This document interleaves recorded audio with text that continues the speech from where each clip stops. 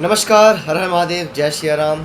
आज एक ऐसा विषय पे मैं बोलना चाहता हूँ, काफ़ी दिन से मैं सोच रहा था बोलने का। पहले भी बहुत पहले वीडियो बनाया था। दिल्ली एनसीआर के लोग इसको रिलेट कर पाएंगे। जो भी मेट्रो में रोज़ाना सफ़र करते हैं और जब भी वो स्टेशन से बाहर निकलते हैं, तो स्टेशन से बाहर निकलने का जो नज़ारा होता है, जो माहौल होता है, वो अपने आप पे बड़ा ही ख़ास और विशेष होता है। कहीं पे तो बड़ी शांति मिलेगी, क्योंकि अगर गुमनाम या गुमसुम या ऐसा लोकेशन हो जहाँ पे बहुत ही पॉश इलाका हो या बहुत सिक्योरिटी वाला इलाका हो, तो बड़ी शांति, बड़ी साफ़ सफाई मिलेगी। पर यदि वहाँ पे कोई पॉश इलाका ना हो, कोई वीआईपी कल्चर ना हो, कोई सिक्योरिटी कंसर्न ना हो, तो वहाँ पे एक अलग ही रंग दिखता है। अभी मैं उदाहरण कुछ स्टेशन का करूँगा जो नोएडा में भी आते हैं और दिल्ली में भी आते हैं। पहले नोएडा से शुरू करते हैं। सेक्टर 52 मेट्रो स्टेशन दिल्ली का है, नोएडा का है, जहाँ से आप जैसे ही बाहर निकलते हो तो आपको तरह तरह के लोग मिलते हैं। और उसमें कुछ लोग ऐसे होते हैं जो ऑटो ड्राइवर होते हैं, ई रिक्शा वाले शायद होते हैं। वो बहुत तेज़ी से चिल्ला करके कहते हैं गौर सिटी जाना है, क्या जनारा जाना है, कि कहाँ जाना है मैडम, 10 रुपये, 20 रुपये, 50 रुपये, एक सवारी, 2 सवारी। वो इतना अलर्टिंग है, इतना भड़काऊ, इतना भड़कीला सा होता है कि उसमें थ्रेटनिंग सी आवाज़ आती है। डर लगता है कि यार प्लीज़ इतना तेज़ मत बोलो। ऑलरेडी जो है अब हम ऐसी दुनिया में प्रवेश करो। इन मेट्रो दिस वेरी वाव वाली फीलिंग कि यार कितना प्यारा है। दरवाजे बाईं ओर खुलेंगे, दाईं ओर खुलेंगे, ऊपर खुल नीचे, मतलब इतना सॉफ्ट मेलोडियस आवाज़। अब जैसे आप गेट से बाहर निकलते हो, आपको थूकने को मिलेगा, पूरा लाल लाल थूका हुआ मिलेगा रोड पे। कई बार स्केलेटर पे भी मिल जाता है आपको, कई बार गंदगी भी दिख जाती है। फिर नीचे उतरते हो तो आपको दिखता है कि गुटखा, तंबाकू, सिगरेट आराम से लोग पी रहे हैं, कोई दिक्कत नहीं है। मेट्रो परिसर तक तो मेट्रो के जो कानून हैं इतने प्यारे, इतने लाजवाब हैं कि मेट्रो वालों को दिल से सलाम करने का मन करता है कि यार दिल्ली मेट्रो, भगवान आपके जो रूल्स एंड रेगुलेशन, कुछ गवर्नमेंट इससे सीखे, कुछ सीखे भारत सरकार, संविधान में कुछ संशोधन हो कि जिस तरीके से आपने पूरा डेकोरम मेंटेन करा है, लॉ एंड ऑर्डर काफ़ी हद तक, सिक्योरिटी कंसर्न काफ़ी हद तक, सेफ्टी कंसर्न या क्लीनलीनेस कंसर्न बहुत अच्छे हैं कि साफ़ सफाई बहुत बेहतरीन होती है। लेकिन जैसे ही मेट्रो से बाहर निकलते हैं तो आप देखेंगे कि सड़कों पे जो है थूकने को मिला हुआ है। मेट्रो से जस्ट नीचे उतरते ही आपको जो है गुटखा, तंबाकू, सिगरेट के दुकान मिल रहे हैं, वहाँ पे लोग खरीद रहे हैं, पी रहे हैं, वहीं थूक रहे हैं। और उसी के बगल में आपको स्ट्रीट वेंडर्स वाले लोग मिलेंगे जो खाना बनाने, मतलब खाना बनाने से लेकर के मोमोज़ या आपके जितने भी बहुत जल्दी इंस्टेंट नूडल्स या इंस्टेंट फूड वाले जितने भी ऑप्शंस होते हैं, मोमोज़ हो गए या बर्गर हो गए, ऐसी तमाम चीज़ें मिल जाती हैं वहाँ पे। तो उसका भी एक हाइजीन का इशू होता है कि यार एक तरफ तो इतना गंदा वाला माहौल हो रहा है, पॉल्यूशन भी चल रहा है। अब आप कहोगे यार तू जो बता रहा है तू खा नहीं, हाँ मैं खाता था, एक समय तक खाता था, लेकिन अब थोड़ा सेफ्टी कंसर्न के साथ ये भी समझ में आ रहा है कि खाने पीने को बनाने के साथ साथ, उसको भोजन करने के साथ साथ, बनाने वाले का प्रकृति, बनाने वाले का नेचर किस पानी से बना रहा है, किस मन से बना रहा है, किस तन से बना रहा है, कैसे हाथ डाल रहा है, उंगलियों के नाखून काटे भी कि नहीं काटे, नाक पोछा भी कि नहीं पोछा। और कई बार बनाने वाला साला गुटखा मुंह में रख के, तंबाकू मुंह में रख के ऐसे ऐसे खा के बना के बेच के दे देता है। और आप उसे खा लेते हो क्योंकि आपको भूख लगी है। आप ये नहीं सोचते, ना पूछते पानी कहाँ का, तू कहाँ का, तेरी जात कहाँ की, तेरा पेट कहाँ का, तूने नहाया धोया है कि नहीं, भजन कीर्तन करी कि नहीं करी। हमारी माँ, हमारे पिता, हम रिलेटिव में जब खाना खाते हैं तो हम बहुत तरह के कंसर्न्स रखते हैं, पूछते हैं भाई प्याज तो नहीं डाला, भैया मिर्ची मत डालना, नमक कम डालना, ऐसा ऐसा बोलते हैं ना। लेकिन जब वहाँ पे खाते हैं तो कुछ नहीं बोलते, ना कुछ पूछते हैं। मैं ये नहीं कह रहा कि मैं यहाँ पे जाति का मुद्दा उठा रहा हूँ, कि मैं उसके धर्म विशेष का, पंथ विशेष का मुद्दा उठा रहा हूँ, ऐसा नहीं है। लेकिन एक ये कंसर्न है कि यदि आपकी लाइफ में कुछ रूल्स एंड रेगुलेशन है, भोजन खाने के नियम है, जीवन जीने के नियम है, जिस तरीके से आप घर में रहते हो, जिस तरह से आप दिल्ली मेट्रो में रहते हो, और जिस तरीके से पार्टिकुलर गवर्नमेंट बिल्डिंग या प्राइवेट ऑफिस में रहते हो, बड़े सेफ्टी, सिक्योरिटी और बहुत अनुशासित ढंग से, वैसा पब्लिक मोड में या पब्लिक प्लेस में क्यों नहीं हो सकता? क्यों नहीं वहाँ पे साफ़ सफाई होती है? क्यों बस स्टैंड में गुटखे धूके मिलते हैं, लोग शराब सिगरेट पी रहे होते हैं, खुले में मेट्रो स्टेशन के नीचे लोग शराब पी रहे होते हैं। कश्मीरी गेट के नीचे मैंने ऐसा देखा। एक और स्टेशन है, मुझे याद नाम नहीं आ रहा, कल परसों ही से मैं आया था। हाँ, नई दिल्ली रेलवे स्टेशन की बात है। गेट नंबर 3 के सामने जूस वाले की दुकान है। वो बंदा बड़े ही खतरनाक, मतलब लाइक, मैं ये नहीं कह रहा कि उसको मैं राक्षस कह रहा हूँ, लेकिन राक्षस प्रवृत्ति, मतलब शक्ल बॉडी एकदम तेज़ आवाज़ में। अब वहाँ पे साफ़ सफाई कैसी है, जूस की साफ़ सफाई कैसी है, फल कैसे धोए हैं, कहाँ से धोए हैं, कहाँ से लाए हो, मतलब एक डेकोरम होना चाहिए कि आपका जो दुकान है कब से खुली है, कहाँ के हो, कैसे साफ़ सफाई रखते हो, व्रत के लिए ले सकते हैं कि नहीं ले सकते। फ़र्क तब और पड़ जाता है जब वो कोई व्यक्ति जो है गैर हिंदू हो। ऐसा नहीं कि हिंदू लोग ख़राब नहीं होते, कई लोग हिंदू भी ख़राब होते हैं, साफ़ सफाई नहीं रखते। कई लोग मुस्लिम होते हैं, वो भी साफ़ सफाई रखते हैं, लेकिन कई लोग ऐसे होते हैं जो नहीं रखते। उसी दिन नॉनवेज खाते हैं, बिना नहाए भी आ जाते हैं, बहुत तरह के कंसर्न होते हैं। तो हम ये खाने के टाइम पे बिल्कुल अंधे हो जाते हैं, बिल्कुल अपने कान और नाक ऐसे ढक लेते हैं, सोचना ही नहीं पसंद करते कि भाई वो खाने पीने की आइटम कैसी होगी, कैसी नहीं होगी। पी लिया, खा लिया क्योंकि भाई जूस है, अच्छा है जी। हम यहाँ जूस वालों को प्रमोट करना चाहते हैं कि भाई जूस पी लेंगे तो वो पता नहीं बर्फ़ कहाँ का लाता, बताता भी नहीं है। मुर्दे घर से लाया है कि सड़क के पानी से बर्फ़ जमा दे, कोई मतलब नहीं है जी। बर्फ़ डाल दिया, पीना है ठंडा रखने के लिए, और पीने के बाद लोगों को बीमारी हो जाती है, तबीयत ख़राब हो जाती है, ऐसा देखा गया। मिल्क के जूस वाला भी जो पड़ा पड़ा रखा रहता है, तो यहाँ पे कच्चा माल ही नहीं मिल रहा है। मुझे भाई गन्ना खाना, गन्ना कहाँ है? गन्ने को तो तुमने खरीद के उसको जूस बनवा दिया। नहीं पीना जूस, मुझे गन्ना चूसना है, गन्ना खाना है मेरे को, लेकिन आपने ज़बरदस्ती जूस का ही मोनोपोली चला दिया कि नहीं जी जूस ही पियो आप। गर्मी के टाइम होगा, गन्ना से पैसे बनाने। सेफ्टी कंसर्न को देख करके हमें लगता है पेप्सी नहीं पीना। सोशल मीडिया पे बहुत चल गया स्वदेशी क्रांति, राजे दीक्षित की से इंस्पायर हुए काफ़ी लोगों, और भी फूड ब्लॉगर आगे जो कहते हैं सोशल मीडिया पे कोल्ड ड्रिंक नहीं पीना, सॉफ्ट ड्रिंक नहीं पीना। ठीक है भाई, वो अपना पर्सनल कंसर्न, जिसको पीना है, जिसका पेट अच्छा वो पचा ले, जिसका नहीं पेट अच्छा वो ना पचा, ना पिए।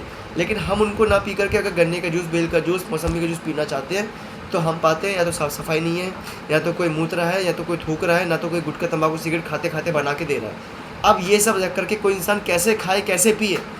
और बनाने वाले को भी शर्म नहीं आती कि भाई जैसे तेरी माँ तुझे खिलाया करती थी, जैसे तेरी पत्नी तुझे बनाया करती थी, जैसे तेरी बहन तुझे खिलाया पिलाया करती थी, तो वैसे ही सेफ्टी स्टैंडर्ड्स क्यों नहीं रख रहा अपनी दुकान में?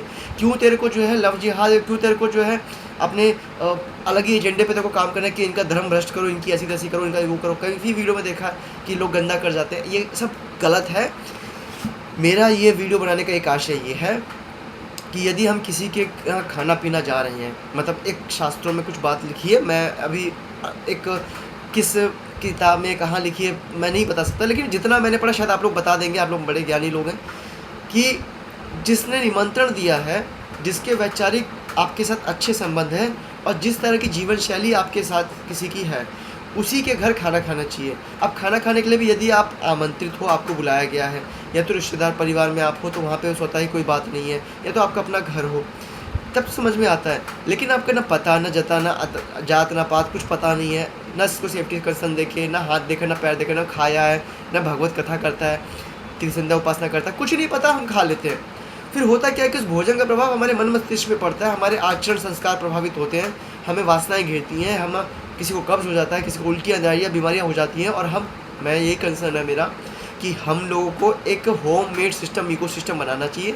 अपने आसपास ये देखना चाहिए कि कौन से व्यक्ति, कौन सी माता, कौन सी बहन, देवी, जो भी अच्छे गृहस्थ आश्रम वाले लोग हैं, जो भी देव पुरुष हैं, जो भी अच्छे बंधु हैं, जिनको खाने बनाने का शौक़ है, पाक कला में अच्छे हैं, और जो भी अपने घर में एक नियम को धारण करते हैं, एक धर्म को धारण करते हैं, अच्छे से साफ़ सफाई के साथ खाना पीना बनाते हैं, तो उनसे हमें आग्रह करना चाहिए, निवेदन करना चाहिए कि जी हमें आपके भोजन बनाने की, हमें आपके भोजनों की ज़रूरत है। मैं खुद बैचलर हूँ तो मैं समझता हूँ इस चीज़ को कि भोजन करना, वो भी उस घर से जहाँ पे अच्छा भजन पूजन होता है, पूजा पाठ होता है, उस घर से भोजन 2 रोटी भी मिल जाना, नमक रोटी मिल जाना बहुत बड़ी बात है। और जिस घर में बहुत असुरी प्रवृत्ति का वास है, मादक पदार्थों का सेवन हो रहा है, वहाँ से आपको पूड़ी भी मिल जाए तो आपका तो नाश हो जाएगा भाई। ऐसा नहीं कह रहा कि ये कोई फैक्चुअल चीज़ें हैं, प्रूफ हो रखा है, ये भुक्तभोगी हो, मतलब हमने इसको खा करके देखा है, किसी के घर का खा लिया, दिमाग ख़राब हो गया, मन में अहिंसा आ रही है। पाप अर्जित वाले धन से भी जो है आपका नाश हो सकता है, और पाप आचरण करने वाले व्यक्ति के द्वारा निर्मित भोजन से भी आपका नाश हो सकता है। आपका भूत, भविष्य, वर्तमान सब प्रभावित हो सकता है। भूत कैसे प्रभावित होगा मैं नहीं कह सकता, लेकिन पूरा जीवन आपका जो है कलह से हो सकता है, प्रभावित हो सकता है, पतन में जा सकता है। इसलिए अपने भोजन का, अपने हवा पानी का बहुत ध्यान रखना पड़ता है। अब हवा की बात की जाए तो दिल्ली मेट्रो से बाहर आते हैं, क्योंकि ऑफिस लोग जाते हैं, आप समझते होंगे, जो लोग अल्कोहलिक नहीं है, जो लोग स्मोकर नहीं है, बेचारी हमारी माता बहनें भी, पता नहीं, मेरे को ये समझ नहीं आता कि जो स्मोक करते क्या उनकी माँ बहन नहीं है क्या, या सिर्फ सीधे मुद्दे पे आते हैं, माँ तो होगी ना भाई, किसी माँ के ही पेट से आप जन्म लिए होगे, या तो ऑपरेशन से हुए हो तो नेचुरल हुए हो। आप सोचो कि यदि आपकी माँ मेट्रो से बाहर निकल रही है और वो इस तरीके से ऐसा ऐसा करके मन ही मन आपको गाली दे रही है, कोस रही है, कैसा लगेगा आपको? आप तो अविवाहित, तो अभी तो कुछ भी खा लोगे, कुछ भी पी लोगे, पी करके पतली सी बड़ी सी मुंह में लग करके धुआं निकालोगे। आप ये क्यों नहीं सोचते कि आपके इस कुकृत्य से, आपके इस पाप आचरण से आसपास का व्यक्ति प्रभावित हो रहा है, आसपास के लोग प्रभावित हो रहे हैं, यहाँ तक कि पुरुष भी प्रभावित हो रहा है। भाई नहीं, ज़रूरी नहीं है कि साले मर्द जो है स्मोक करेंगे, ऐसे भी मर्द होते हैं जो नहीं करते, मैं नहीं करता, और भी लोग नहीं करते। धर्म आचरण करने वाला कोई भी ऐसा व्यक्ति जो है अगर ये करता है तो वो धार्मिक, मेरे ख्याल से नहीं कहना चाहिए उसको अपने आप को कि मैं बहुत बड़ा धर्मवाला व्यक्ति हूँ। पहले तो आपको मादक पदार्थों से दूरी बना लेनी चाहिए। आप पी रहे हो एक प्राइवेट जोन में पियो जिसका धुआं किसी को प्रभावित ना करे, और आप एक बार धुआं लेकर के देखो, क्योंकि धुआं लेने वाला ऑटोमेटिकली सिगरेट पीने के बराबर धुआं पी लेता है। ऐसा जो है फॉरेंसिक और फाइनेंस और साइंस डिपार्टमेंट वाले लोग कहते हैं, मैं नहीं कहता इस चीज़ को, मुझे नहीं पता, लेकिन इतना पता है कि आप लोगों के कारण जो है जीते जी एक तो पॉल्यूशन वाले लोग, फैक्ट्रियाँ, गाड़ी मोटर वाले, ऊपर से आप लोग भी जो है धुआं फैला के मतलब शहर को कहर बना दिया है। सांस लेने के लिए जगह नहीं है, समझ नहीं आता जीऊँ तो जीऊँ कहाँ। हर महीने हरिद्वार जाना पड़ जाता है मुझे इस टॉक्सिसिटी को धोने के लिए कि भाई ट्रॉमा पड़ जाता है, लगता है कि कहाँ आ गए, कहाँ फंस गए। पीने के पानी को भी फ़िल्टर करके पीना पड़ता है, खेत का पानी, नदी का पानी, तालाब का पानी तो यहाँ का तो मुश्किल ही है, भूल ही चुका हूँ मैं। तो ये कुछ कुंठा थी, ये कुछ अनुभव थे मेरे। मुझे लगता है कि सारे शहरवासी इस चीज़ से प्रभावित होंगे, और मैं चाहता हूँ कि आप लोग इस चीज़ पे डिबेट करो कि क्या आप लोग कमा रहे हो सिर्फ इसीलिए कि 4 पैसे आएँ, भोजन हो, लेकिन भोजन के पीछे बनाने वाले कारण और कारक तत्वों का पता ना हो। पेस्टिसाइड कौन से यूज़ हो रहे हैं, कितने फर्टिलाइज़र्स यूज़ हो रहे हैं, कौन बना रहा है, कहाँ की किसानी आ रही है, किस तरह के केमिकल्स है, क्या ये ऑर्गेनिक है, क्या ये इनऑर्गेनिक है, क्या ये आर्टिफिशियल मेड है, जीएमओ है, कुछ नहीं पता, बस खा रहे जा रहे, लिए जा रहे, कमाए जा रहे। दिन बीत रहा है। भारत सिर्फ दिल्ली एनसीआर तक सीमित नहीं है मेरे दोस्तों। भारत जो है 28-29 राज्यों का प्रदेश है। अब एग्जैक्टली याद नहीं आ रहा, सब मैं गिना नहीं सकता, लेकिन लद्दाख ले केरल, गोवा, अरुणाचल प्रदेश एक करा है मैंने, कामाख्या माता, उसके अलावा सिक्किम के नॉर्थ ईस्ट जितने भी हैं 5-6 मतलब 6-7 राज्य मेरे नहीं हो गए हैं, बाकी सारे राज्य में घूमा हूँ। भारत भ्रमण करा है पिछले 1 साल में, और ये पाया कि भारत सिर्फ दिल्ली एनसीआर शहरों तक सीमित नहीं है। जितने भी शहर में रहने वाले लोग हैं ना, जो चोचले बजा रहे, बहुत सीटीआर और सीटीसी कहते हैं, इतना लाख का पैकेज, इतना लाख का पैकेज। आपका पैकेज आपको शुद्ध हवा और पानी नहीं दे सकता। आपके पैसे वो बीमारियों में जाएंगे, मेडिकल एक्सपेंस में जाएंगे। खुशी से कमाओ, लेकिन ये सोचो कि मैं जो कमा रहा हूँ उसमें मेरे को शुद्ध हवा या पानी की गारंटी मिलेगी। इंश्योरेंस तो ले लेते हो, लेकिन जीवन के इसीलिए जीना चाहते हो कि आपको जो है आरओ वाला पानी पिए। हेमा मालिनी प्रचार करे तो कभी सचिन प्रचार करे, कभी वो पानी पिया, नदी का यूं मुंह में लिया, सीधे पी लिया, तालाब का पानी पी लिया, झरने का पानी पी लिया। वो जीवन क्यों नहीं जीना चाहते हो? क्यों नहीं पूछते हो अपने गवर्नमेंट से, क्यों नहीं पूछते अपने विधायक, एमएलए, एमपी से, जो भी कंसर्न पर्सन है, जो भी आपके आस पास का मेजर है? क्यों डरते हो? क्यों फटती है? क्या ऐसा तुमने गुनाह कर दिया? क्यों खून पानी हो गया तुम्हारा? देश तुम्हारा भी है भाई। किराए के मकान में रह के सिर्फ किराएदार मत बनो। जितना अधिकार यहाँ पे लोगों का, जिसका अपना घर है, उतना ही अधिकार उन लोगों का भी जिनका घर नहीं है, क्योंकि इस मिट्टी में जन्म लिया है। ये मिट्टी उतनी अपनी जितनी मकान मालिक की, जितनी की बड़े बड़े इंडस्ट्रियलिस्ट की, जितनी नेताओं की, और जितनी आपकी और हमारी। उन संसाधनों पे भी उतना ही सबका अधिकार है। तो आपको पूछना चाहिए। दबी आवाज़ में आपस में डिस्कशन करने से अच्छा है कि इसको सोशल कंसर्न बना करके सरकार तक बहुत ही विनम्र पूर्वक, निवेदन पूर्वक, सम्मानजनक शब्दों में पूछा जाए कि सरकार जी, विधायक जी, एमएलए जी, एमपी जी, हमने आपको चुना था, यहाँ पे ये काम क्यों नहीं हुए, और आप यहाँ पे 4-5 साल के लिए आए हो तो झक मारा है, ये कोई काम भी करा है? और अगर काम करा है तो बताइए कि काम क्या क्या करा है, उनसे पूछिए। जब हम किसी जॉब में जाते हैं ना, चेकलिस्ट बनाई जाती है कि what is your road map, what is your social media calendar, what you will do in upcoming 3-4 days in your 3 month. एक प्रोबेशन पीरियड होता है हर कंपनी में, 3 महीने का सोशल प्रोविशन पीरियड होता है। कोई 2 महीना लेके चलती है, कोई 1 महीना, कोई 6 महीना, यूजुअली 3 महीने लेके चलते हैं। जब 3 महीने का सोशल मीडिया प्रोविजन पीरियड होता है, आपकी परफॉर्मेंस को देखा जाता है कि 3 महीने में अगर आपने काम अच्छा किया तो हम आपको रखेंगे, नहीं तो भैया अपना देख लेना।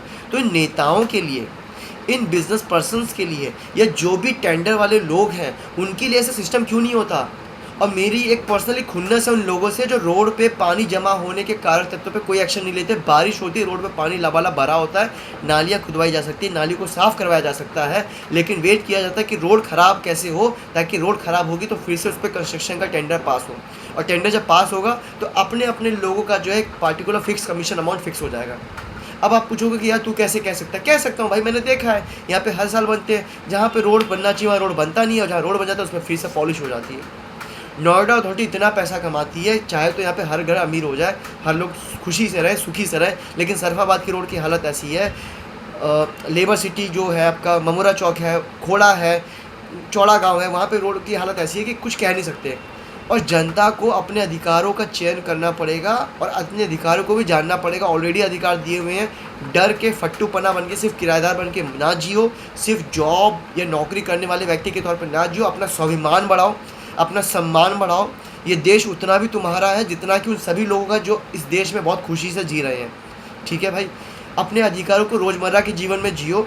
और मैं ये विश्वास दिलाता हूँ कि जो भी गवर्नमेंट होगी, आप अपने घर में शुरुआत अपने घर से करिए, अपने भाई बहनों से करिए, अपने माता पिता से करिए। एक टाइम निकालिए रात 8 बजे के बाद, रात 9 बजे के बाद मैंने फ़ोन यूज़ नहीं करना, मैंने सोशल मीडिया यूज़ नहीं करना, मैंने न्यूज़ नहीं सुनना, मैंने कोई भी लोगों से बात नहीं करना। अपने घर के संविधान बनाने हैं, अपने घर के लाइफ के नियम बनाने हैं कि मेरे घर में मेरी घर की फैमिली एकता में बने रहे, मेरे घर के लोग एक बने रहे, मेरे घर के लोग आपस में सुख दुख शेयर कर सके। हमारे घर के लोगों में एकता नहीं रह गई है। फिर घर से कुटुंब में चलते, वहाँ पर भी एकता नहीं है। कोई किसी की खुशियों को बर्दाश्त नहीं कर पाया, ईर्ष्या हो रहा है मन ही मन, ये घर से बड़ा निकल कर तू करना रे भाई, कंपैरिजन चल रहा है। जिस व्यक्ति का बाप बहुत अच्छा पढ़ा लिखा है, उस व्यक्ति का बच्चे का कंपैरिजन क्यों किया जाए उन बच्चे से जिनके पेरेंट्स इलिटरेट हैं, और उस बच्चे को क्यों ताना दिया जाए कि उसका बेटा ऐसा बन गया। भाई उसके बाप भी तो अच्छा है, उसकी पढ़ाई लिखाई शिक्षा दीक्षा अच्छी भी है। हर व्यक्ति का स्टार्टिंग पॉइंट एक सा नहीं होता, तो एंडिंग पॉइंट एक कैसे होगा, फिनिश लाइन सेम कैसे होगी।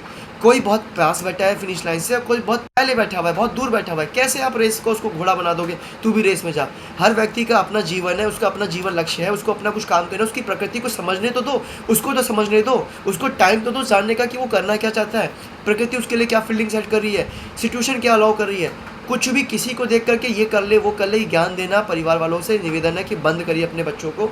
उनको पहले खुद समझने दीजिए कि मैं क्यों हूँ, मेरी क्या कैपेसिटी है। ऑडिट करिए खुद को, ऑडिट करिए उनको भी, और उनको भी मौका दीजिए खुद को भी आत्मविवेचन करे, सेल्फ इंट्रोस्पेक्शन करे, खुद को सेल्फ ऑडिट करे, चिंतन करें, एकांत में समय दे कि भाई मेरा जन्म क्यों हुआ है, मैं क्यों पैदा हुआ हूँ, मेरे को करना क्या है समाज में, परिवार में, मेरे क्या मौलिक कर्तव्य है, क्या मेरे लक्ष्य हैं, क्या धार्मिक लक्ष्य हैं, आध्यात्मिक लक्ष्य हैं, personal aim, professional aim, social aim क्या है। देश की स्थिति बहुत ख़राब है, पंजाब की हालत ख़राब है, दिल्ली में भी लोग ड्रग्स वगैरह सिगरेट वगैरह इतने ज़्यादा हो रहे हैं। पहले टाइम पे एक बड़े बुजुर्ग का लिहाज होता था कि भैया अंकल आ रहे हैं, ताऊ जी आ रहे हैं, दूर रहो इनसे। आज गली नुक्कड़ में ये गुटखा तंबाकू सिगरेट वाले की दुकानें खुल चुकी है। सबसे बड़ी फ्रस्ट्रेशन तो मेरी इन लोगों से है, कमाई के नाम पे तुमने अपने घर में 2 रोटी तो जला दी, लेकिन पूरे समाज को तुमने नशेड़ी बना दिया, पूरे समाज में कलह का कारण बना दिया, पूरे समाज में लोगों को सिगरेट पीने की आदत दिला दी है। स्वीटी सुपारी से शुरू हुआ एक ड्रग्स का नशा आज राशि पान मसाला। एक चीज़ और बोलनी है यार, आपको पता है हमारे धर्मों में बहुत सारे देवी देवता के नाम हैं। मेरे को एक चीज़ बहुत अच्छी लगती है मुसलमानों के साथ कि वो अपने धर्म के इतने कट्टर हैं, इतने कट्टर हैं कि अगर किसी ने उनके धर्म के नाम पे मतलब उन लोगों को मतलब प्रणाम है, मतलब आपके जो भी पैगंबर साहब हैं मोहम्मद साहब, उनको सब कहीं कहीं मतलब शत शत नमन है आप लोगों को कि यार आप लोग अपने इस धर्म को लेकर बड़े अड़िग हो, कट्टर हो, अच्छी चीज़ है। अब उनका तुलना इसलिए कर रहे हैं क्योंकि वो देखिए एजुकेटेड लोग भी उसमें हैं और इलिटरेट लोग भी हैं। अगर किसी ने कुछ गलत कह दिया तब तो कटना ही है, लेकिन अगर गलत नहीं भी कहा, सच भी कह दे तो भी उनके ऊपर फतवा जाहिर हो जाता है, तो ये थोड़ा गलत है। हमारे यहाँ पे ऐसा नहीं है, हम लोग बड़े सहज और सहूलियत वाले हैं, जिसे कहते बड़े विनम्र, एक नेगोशिएशन करने वाले कि चलो जी कोई बात नहीं जी, ठीक है हो गया, कुछ भी बोल दो हिंदू धर्म भगवान के खिलाफ। हम लोग जो है हमारे में कोई एकता अभी ऐसी कुछ बनी नहीं है, कोई एक ऐसा व्यक्ति नहीं आया है मार्केट में कि जो ये बोले कि ये गलत है, इसको समाज निकाला करो, देश निकाला करो। यहाँ पे मैं ऐसा क्यों कह रहा हूँ कि कभी आपने नहीं सुना होगा मोहम्मद गुटखा तंबाकू सिगरेट के नाम से, कभी उनके पवित्र आराध्य देव पैगंबर के नाम से कभी नहीं सुना होगा। क्यों? क्योंकि उनको पता है इन गुटखा तंबाकू सिगरेट बनाने वाली कंपनियों को कि यदि उन्होंने ऐसे काम कर दिया उनके घर परिवार का नाश हो जाएगा।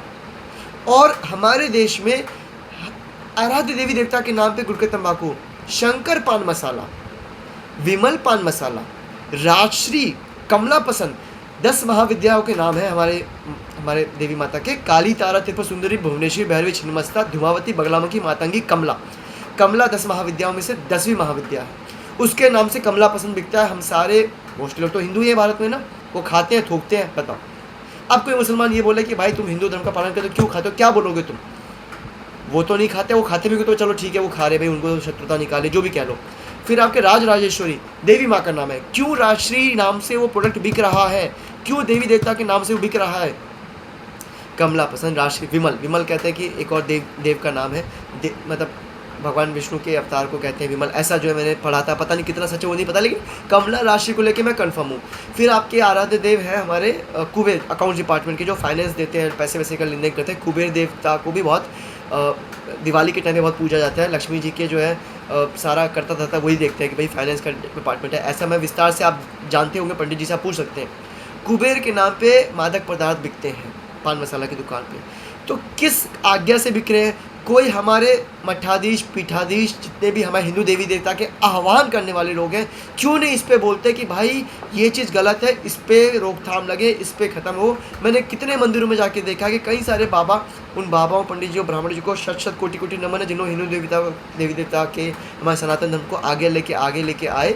लेकिन कुछ लोगों से मेरी आपत्ति है, कुछ लोगों से मेरे को शिकायत है कि आप मंदिर परिसर में खुद जो है मादक पदार्थों का सेवन करते हैं। प्रभु, आप ब्राह्मण देव हैं, आपसे बड़ी आशाएं उम्मीदें हैं कि आप सनातन को, आप धर्म के ध्वज को आगे ले जाने का काम करेंगे। हमें आपसे सीखने को मिलता है, लेकिन आपकी वजह से मंदिर परिसर में काफ़ी सारे लोग गुबे, तंबाकू, सिगरेट, शराब पी करके भी मंदिर में आ जाते हैं और हवाला देते हैं कि नीलकंठ भी तो भैया भांग लेते थे, ये लेते थे, वो, जिसका कोई प्रूफ वगैरह नहीं है, कभी किसी ने नहीं देखा। इस चीज़ की भी मैं तुलना कहता हूँ गुरुद्वारा साहब कमेटी से। सारे सिख भाइयों को प्रणाम, उनके आराध्य देवी देवताओं को प्रणाम, जो भी सिख धर्म को मानते हैं, बाबा जी को प्रणाम, गुरुओं को प्रणाम, सभी 10 महागुरुओं को प्रणाम, कि उनके गुरुद्वारे के बाहर साफ साफ एक शब्दों में लिखा होता है कि कोई भी व्यक्ति गुटखा, तंबाकू, सिगरेट, शराब का सेवन इस गुरुद्वारा पवित्र धाम के परिसर के 100 मीटर 50 मीटर के दायरे में ऐसा ना करे। कई गुरुद्वारों में मैंने देखा, कार्रवाई की जाएगी, कठोर कार्रवाई की जाएगी। और अगर गलती से कोई करके आ गया अंदर, किसी ने गुटखा, तंबाकू, सिगरेट कर लिया, पकड़ लिया, क्योंकि चेकिंग भी चलती है। तो मैंने नानक साहब दिल्ली का जो शीशगंज गुरुद्वारा है, वहाँ पे मैंने देखा था एक व्यक्ति जो है नशे की हालत में बीड़ी लेके आ गया था। उसकी इतनी पिटाई हुई कि मज़ा आ गया देख करके, लेकिन थोड़ी दया भी है कि पिटाई ज़्यादा ही होगी। लेकिन एक अब लेसन मिला सबको कि कोई भी ऐसा हरकत ना करे, उस पवित्र धाम को पवित्र बनाए रखे। हालांकि थोड़ा ज़्यादा टॉर्चर करना हो जाता है, बहुत गुस्से में रहते हैं, लेकिन फिर भी मैं चाहता हूँ कि देव स्थान को पवित्र रखा जाए। भाई, देव दर्शन वाले स्थलों में आप जाके कूड़ा फैला रहे हो, गुटखा, तंबाकू, सिगरेट खा रहे हो, थूक रहे हो, गंदगी कर रहे हो। कहाँ की भक्ति, कैसे देवी देवता प्रसन्न होंगे? केदारनाथ गया, वहाँ पे प्लास्टिक फेंके हुए हैं, प्लास्टिकों में आग लगा रहे। बद्रीनाथ में गया, वहाँ भी गंदगी कर रहे हैं। किसी भी देवी देवता में जाता हूँ, देव दर्शन करने के लिए जाता हूँ, तो वहाँ पे सिविक सेंस का भारी भरकम एक अभाव नज़र आता है। साउथ इंडिया इस मामले में बहुत ही उच्च कोटि का काम कर रहे हैं। वहाँ पे तिरुपति बालाजी मंदिर में कोई प्लास्टिक की चीज़ें ले जा ही नहीं सकते आप, पहले ही बैन हो जाती है। ये सरकार ने बहुत अच्छी मुहिम कर रखी है। तो मेरा इस वीडियो बनाने का कंसर्न है कि आप सभी लोग जो भी धर्म को लेकर के बड़े ही चाहते हैं कुछ काम करना, अपने क्षेत्र में मुहिम चलाई जाए कि कौन कौन इस चेकलिस्ट पे काम कर रहे हैं, कौन कौन इस चेकलिस्ट का अनुशासन पालन करते हैं, और कौन कौन अपने ज़िले से, अपने गांव से, अपने राज्य से, अपने राज्य के बाहर से लोग हैं। उनकी कनेक्टिविटी की जाए, उनके साथ संबंध बनाया जाए, उनके साथ भजन कीर्तन की मंडली बनाई जाए, ताकि देश का माहौल सकारात्मक जाए। देश की संस्कृति बड़ी तेज़ी से ख़राब हो रही है। कहीं अंग्रेजी हावी हो रही है, कहीं पे हिंदी हावी नहीं हो रही, हिंदी में भ्रामक शब्द, कहीं अंग्रेजी मिक्स हो रही, कहीं उर्दू मिक्स हो रही, कहीं पारसी। मतलब हिंदी की भी जो करुणा और हिंदी की जो गरिमा होती है, पवित्र, प्योर, व्याकरण शुद्ध उच्चारण वाली हिंदी भी कोई बोल ही नहीं रहा है। हिंदी जो है ऐसी हो गई कि पानी, आप उसमें कुछ भी मिलाओगे तो मतलब वैसा हो रहा है। ये नहीं सही है, ये गलत है। तो ये वीडियो बनाने का आशय यही है कि एक देश समाज में जो परिवर्तन, जो चीज़ चल रही है, मैं चाहता हूँ कि युवा समाज इस चीज़ को समझे, एक इनिशिएटिव ले। मैं ये बिल्कुल चाहूँगा कि आप प्लीज़ किसी भी राजनेता या उन चीज़ों से पूरी उम्मीद ना करिए, क्योंकि उनके पास ऑलरेडी डिपार्टमेंट है, वो ऑलरेडी फंसे हुए हैं, बिजी हैं। माँ के पेट से कोई भी व्यक्ति नहीं जानता कि देश में चल क्या रहा है, या कैसे राज करना है, कैसे देश की पॉलिसी बनानी है, या नेता बन के कैसे काम करना है। तो ऑलरेडी उन पर बर्डन है। आप उनसे उम्मीद करो कि उनके खुद के फंडामेंटल्स, प्रायोरिटीज़ वाले काम प्रभावित हो सकते हैं, तो उनसे उल्टा सपोर्ट मांगिए। उनको बताइए कि जी हम ऐसा कर रहे हैं, हमें आपसे जो है सामंजस्य स्थापित करना है, हमसे आपको समर्थन चाहिए, आपको हमसे समर्थन चाहिए तो दीजिए, लेकिन कटु या बैर ना रखिए, क्योंकि उनके बिना काम नहीं हो सकता। उनकी भी उतनी अहमियत है, ज़रूरतें हैं जितनी कि हम इस विचार को लेके आगे जो आना चाह रहे हैं उसकी।